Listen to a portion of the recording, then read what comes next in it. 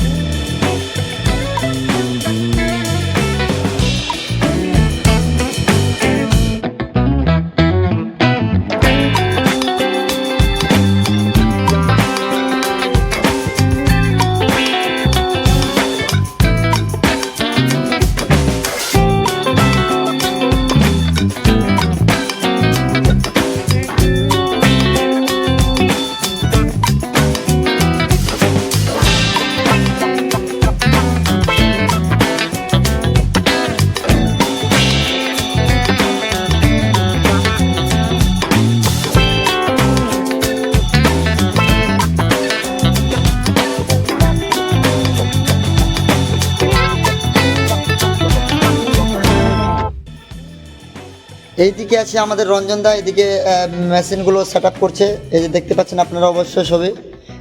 একখানা 701 নিয়েছি স্ট্রেঞ্জারের, আর একখানা 250 আছে।